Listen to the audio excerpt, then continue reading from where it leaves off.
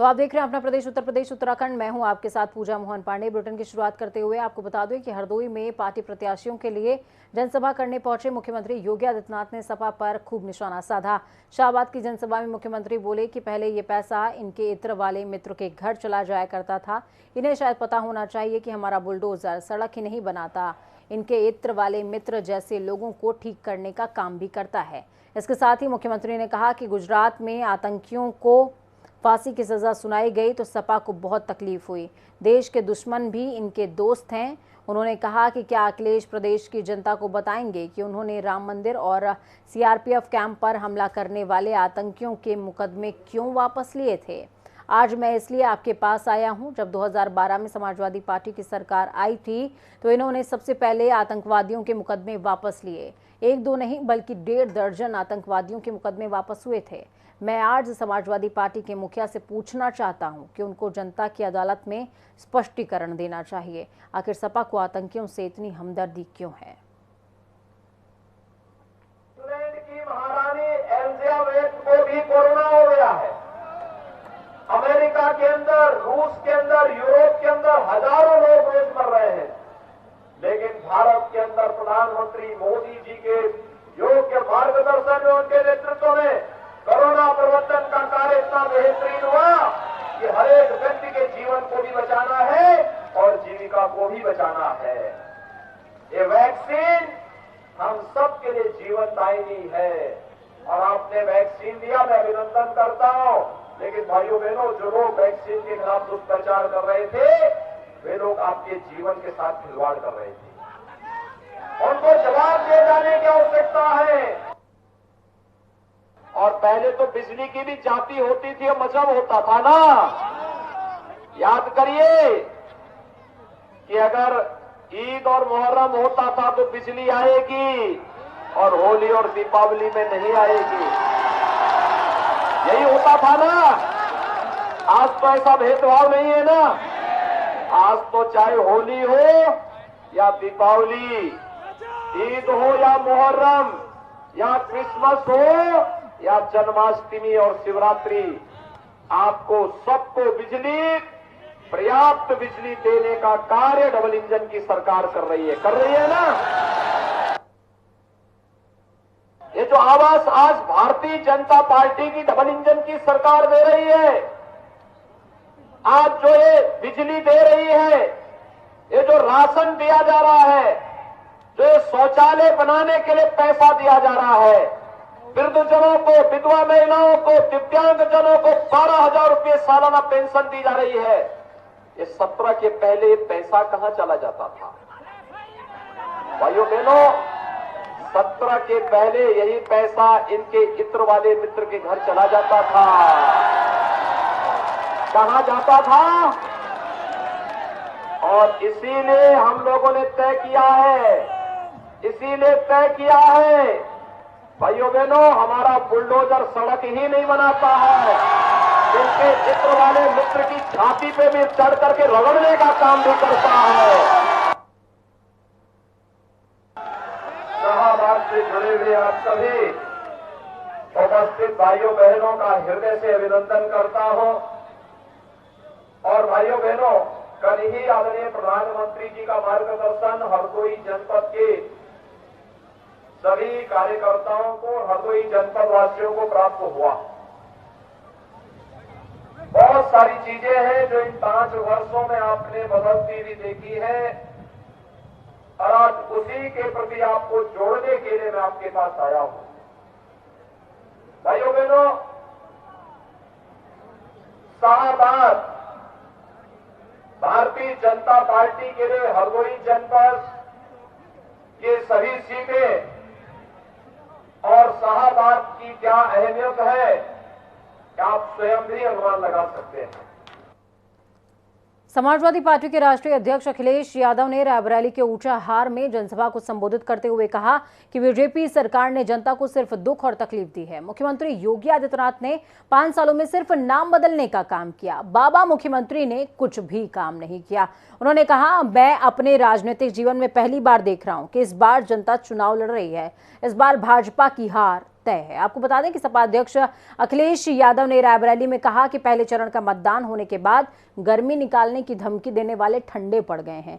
जब दूसरे चरण का मतदान हुआ तो भाजपा के लोग सुन्न पड़ गए और तीसरे चरण में जब हमने मतदान किया तो वो शून्य हो गए हैं। और जब ऊंचाहार के लोग वोट करेंगे तो बूथों पर भाजपा के लोग नहीं, सिर्फ भूत नाचेंगे। हमारे बाबा मुखर्जी कह रहे गर्मी निकाल देंगे। इधर सुना आपने कि बुलडोजर बाबा कह रहे गर्मी निकाल देंगे। बाबा बुलडोजर कह रहे गर्मी निकाल देंगे, लेकिन जैसे ही पहले चरण का वोट पड़ा है बीजेपी के नेता ठंडे पड़ गए और जब दूसरे चरण में वोट पड़ा इनके कार्यकर्ता नेता सुन्न पड़ गए हैं और जब हम खुद वोट डाल के आ गए वहां पर शून्य हो गए हैं। और मैं जानता हूं जब ऊंचाहार के लोग वोट डालेंगे, रायबरेली के लोग वोट डालेंगे तो भारतीय जनता पार्टी के बूथों पर भूत नाचेंगे, कोई दिखाई नहीं देगा। इसीलिए उनकी भाषा बदली है। भाषा बदली कि नहीं बदली उनकी? जो दिल्ली से कैंची लेके आते थे और लखनऊ वाले फीता लगा लेते थे, फिर उद्घाटन होता था। बताओ भाषा बदल गई कि नहीं बदल गई? और बुलडोजर बाबा कह रहे हैं हम 12 बजे सो के उठते हैं। ये जो बाबा बुलडोजर जब से बोले हैं तब से हम भी उन पर नजर रखने लगे हैं।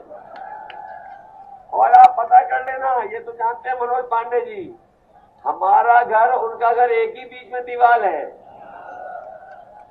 जब से उन्होंने कहा कि 12 बजे हम सो के उठते हैं, हम भी उन पर नजर रखने लगे। और अब मैं देखता हूं कभी कभी धुआं उड़ता है उधर से। इसलिए आप लोग सावधान रहना है चुनाव में। अपने गरीबों से क्या कह जा रहा हूं, नौजवानों से क्या कह जा रहा हूं, सावधान रहना। बीजेपी कुछ भी कर सकती है क्योंकि वो चुनाव हार रही है, इसलिए कुछ भी कर सकती है। बताओ पहलवान जब हारने लगता है तो क्या दाव चलता है, सोचिए। आपने तो कुश्ती देखी होगी गांव की, जब पहलवान हारने लगता है तो क्या क्या नहीं करने लगता। कभी उंगली खींच देगा, देगा। तो ये बीजेपी वाले हारने वाले हैं। बताओ हराओगे कि नहीं हराओगे? आप समाजवादियों की सरकार बनाओगे कि नहीं बनाओगे?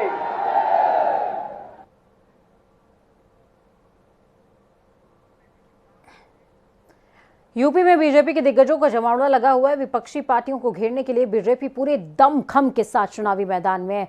इसी क्रम में पीलीभीत में केंद्रीय गृह मंत्री अमित शाह ने एक जनसभा को संबोधित किया। इस दौरान अमित शाह समाजवादी पार्टी पर जमकर बरसे। उन्होंने कहा पिछले 3 चरणों में सपा और बसपा का सूपड़ा साफ हो चुका है, कांग्रेस तो दूरबीन से भी तक नजर नहीं आती।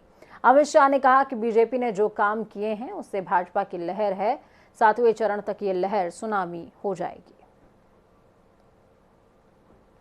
अखिलेश बाबू मुझे पूछ रहे थे क्या फर्क पड़ा है कानून और व्यवस्था में। अरे अखिलेश बाबू, जो काला चश्मा पहनते हैं ना उसको सब काला ही काला दिखाई पड़ता है।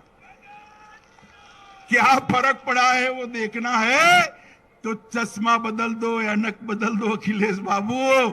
मगर मैं पीलीभीत वालों आपको बताने आया हूं, डकैती में 70% का कमा करने का काम योगी आदित्यनाथ ने किया है। मगर सुनिए सुनिए, सपा बसपा कांग्रेस ये तीनों ने विरोध किया और अखिलेश तो गरज गरज कर बोलने लगे कि खून की नदियां बह जाएगी। अगर धारा 370 हटाई तो खून की नदियां बह जाएगी। अरे अखिलेश बाबू, आप किसको डरा रहे हो भाई? हम नहीं डरते आपसे।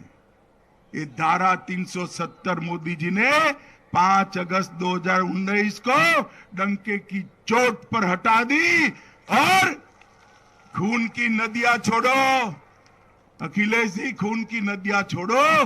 कंकर चलाने की किसी की हिम्मत नहीं हुई भैया, कंकर चलाने। ये चुनाव जो है ये बहुत बड़ा चुनाव है, यूपी को आगे ले जाने का चुनाव, यूपी के किसानों को खुशहाल करने का चुनाव, युवाओं को रोजगारी देने का चुनाव, यूपी को माफियाओं से मुक्त करने का चुनाव, यूपी में जगह जगह पे रोड, कैनाल और सिंचाई की जाल बिछाने का चुनाव। मुझे बताओ पीलीभीत वालों, कमल के निशान पर बटन दबाओगे क्या?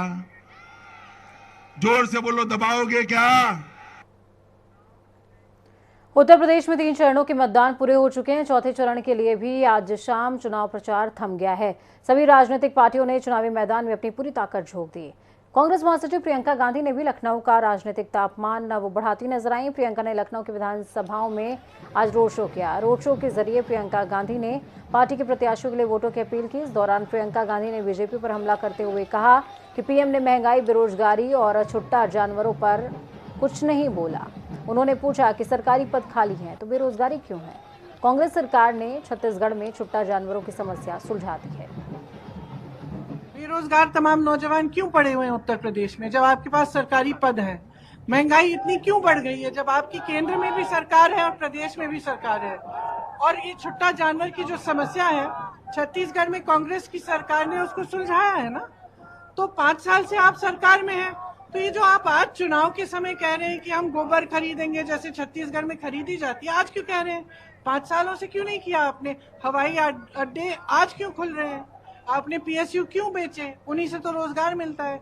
ये जो तमाम छोटे दुकानदार आपको दिख रहे हैं, ये छोटे जो व्यापारी हैं, इनकी कमर क्यों तोड़ी है आपने अपनी पॉलिसी से? इनका जवाब दीजिए ना। ये फिजूल की बातें, आतंकवादी, ये वो, क्या फिजूल की बातें हैं? तो फिजूल की बातों का जिक्र प्रियंका गांधी करती नजर आई। वहीं दूसरी तरफ दिल्ली की सत्ताधारी आम आदमी पार्टी के संरक्षक और सीएम अरविंद केजरीवाल आज पार्टी का चुनाव प्रचार करने के लिए लखनऊ पहुंचे हुए थे। चुनाव प्रचार के दौरान उन्होंने कहा दिल्ली में बिजली मुफ्त कर दी है और राज्य में सत्ता में आने के बाद आप सरकार राज्य में है, इसे लागू करेगी। इस दौरान केजरीवाल ने पीएम मोदी पर निशाना साधते हुए कहा कि उन्होंने देश की सुरक्षा को कॉमेडी बनाकर रख दिया है।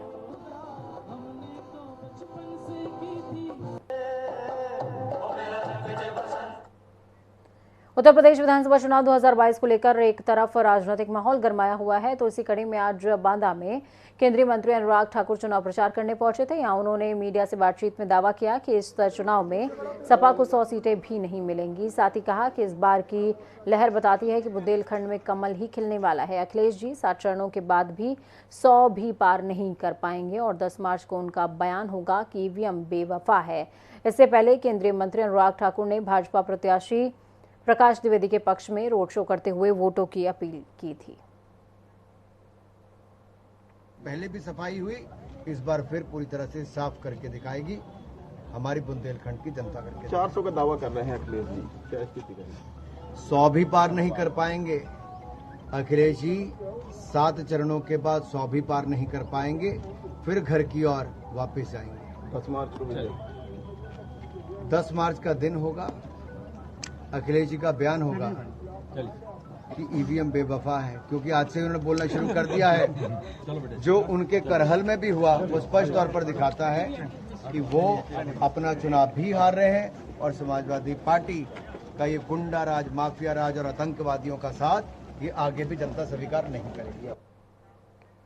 फतेहपुर में अपना दल सोनेलाल की राष्ट्रीय अध्यक्ष और केंद्रीय मंत्री अनुप्रिया पटेल ने जनसभा को संबोधित किया। आप प्रत्याशी और प्रदेश सरकार के कारागार राज्य मंत्री जय कुमार जैकी के पक्ष में जनता से वोटों की अपील करती हुई नजर आई हैं। तो वहीं सभा को संबोधित करते हुए उन्होंने कहा पूरे प्रदेश में अपना दल भाजपा और निषाद पार्टी के प्रति जनता में अपार उत्साह है और मुझे पूरा विश्वास है कि एक बार फिर एनडीए गठबंधन की मजबूत सरकार बनने जा रही है।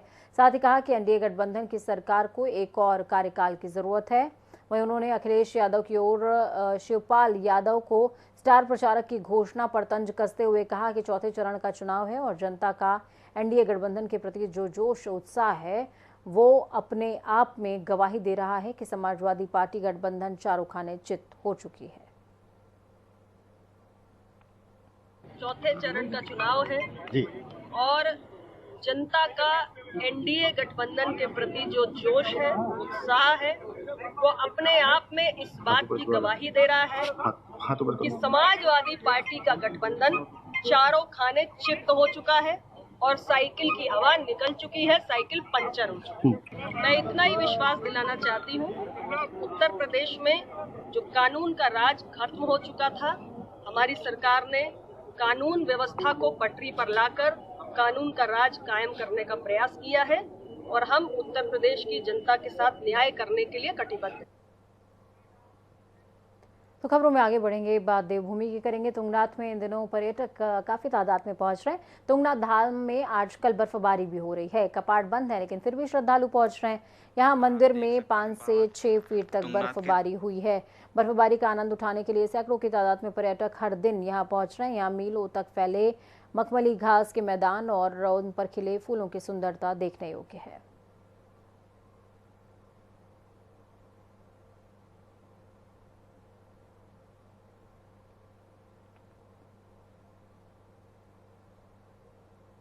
उत्तराखंड में एक बार फिर से मौसम का मिजाज तब्दील होने लगा है। राजधानी देहरादून समेत कई जिलों में धूप खिली हुई है, लेकिन राजधानी देहरादून में कल से मौसम कुछ अलग नजर आता है।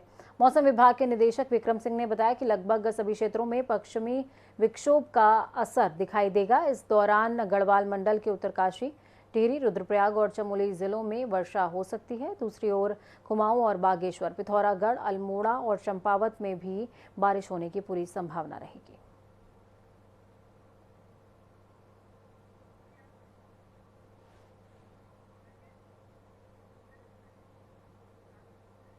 नमस्कार, मैं विक्रम सिंह, निदेशक मौसम केंद्र देहरादून से। उत्तराखंड के लिए मौसम की बात करें, आज 21 तारीख फरवरी की है और मौसम इस समय तो साफ ही चल रहा है। तापमान भी करीब सामान्य के आसपास है, चाहे अधिकतम है या न्यूनतम तापमान है, दोनों ही सामान्य के आसपास चल रहे हैं। लेकिन कल 22 तारीख से जो मौसम की एक्टिविटी है वो थोड़ी बदलेंगी और आप देखेंगे कि जो एक पश्चिमी विक्षोभ है वो निकलेगा और उसका प्रभाव जो है उत्तराखंड में भी देखने को मिलेगा। तो 22 और 23 में आप ये कह सकते हैं कि जो है हल्की मध्यम तक की जो बारिश है वो प्रदेश में कुछ जगहों तक में देखने को मिलेगी, खासकर गढ़वाल रीजन और जो हमारे उत्तराखंड कुमाऊं रीजन के जो अंदर के डिस्ट्रिक्ट्स है उनमें। कांग्रेस अध्यक्ष सोनिया गांधी की यूपी चुनाव में एंट्री हो गई। उन्होंने रायबरेली के वोटरों के लिए मैसेज जारी किया। कहा, देश में बेरोजगारी चरम पर है, महंगाई ने जीना दूभर कर दिया है। पीएम मोदी और सीएम योगी ने किसानों की आय दोगुनी करने का दावा किया था, लेकिन उनके दावे खोखले निकले।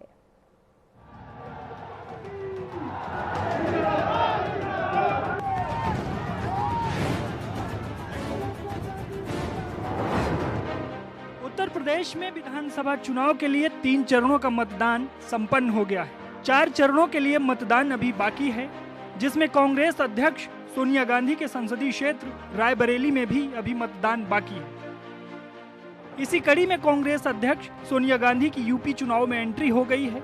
सोनिया गांधी ने कांग्रेस कार्यकर्ताओं के नाम संदेश जारी किया। इसमें उन्होंने केंद्र की मोदी सरकार पर जमकर हमला बोला है। उन्होंने कहा कि देश के किसान, नौजवान परेशान हैं। सोनिया ने कहा कि कोरोना काल में पीएम मोदी और सीएम योगी आदित्यनाथ ने गैर जिम्मेदार सरकार का परिचय दिया है।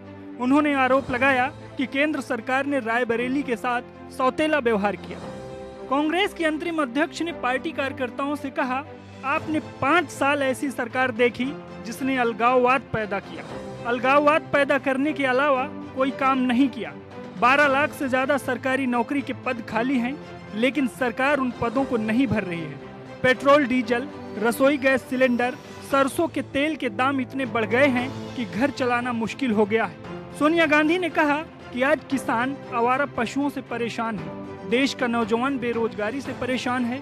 सरकार ने लॉकडाउन में लोगों का ध्यान नहीं रखा। कोरोना काल में लोगों ने अपनों को खोया है, लेकिन सरकार को आपकी कोई परवाह नहीं है। कोरोना काल का जिक्र करते हुए सोनिया ने कहा कि लोगों को ऑक्सीजन, बेड और दवाइयों की किल्लत का सामना करना पड़ा था। उस कालखंड में लोगों ने अपनों को खोया। लॉकडाउन की वजह से लोग परेशान हुए, मीलों पैदल चलकर अपने घर पहुंचने की पीड़ा झेली।